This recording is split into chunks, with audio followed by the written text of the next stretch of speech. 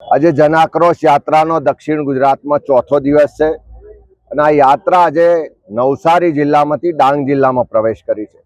આજે વઘઈ ખાતે ખૂબ ઉમળકાભેર આદિવાસી સંસ્કૃતિના તાલે નૃત્ય કરીને બધાએ દિલના ઉમળકાથી યાત્રાનું સ્વાગત કર્યું છે, સમર્થન કર્યું છે।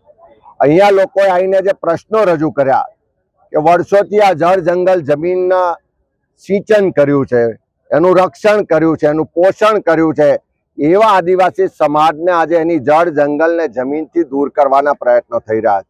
વિકાસના નામે એમની પાસેથી આ ડુંગરો, આ જંગલો, આ પાણી, આ પ્રકૃતિ છીનવવાનો પ્રયત્ન થઈ રહ્યો છે। ત્યારે ખાસ કરીને કોંગ્રેસની સરકારે વન અધિકારનો જે કાયદો લાયા, આજે 20 વર્ષ થયા તેમ છતાં સેંકડોની સંખ્યામાં હજુ પણ દાવાઓ પેન્ડિંગ છે। એ આદિવાસી સમાજને એના પટ્ટાઓની સનદો નથી આપતા, એનો આક્રોશ લોકોએ વ્યક્ત કર્યો છે।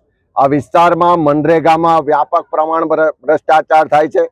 ધારાસભ્યના નજીકના લોકો દ્વારા મનરેગામાં કામ કરાવવું હોય તો પહેલા એડવાન્સમાં કમિશન લેવામાં આવે છે એવી ફરિયાદો મળી।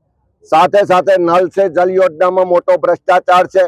અહીંયા આગળ સ્થાનિક રોજગારની વ્યવસ્થાઓ નથી, એટલે અહીંથી લોકોને રોજગાર માટે દૂર દૂર જવું પડે છે।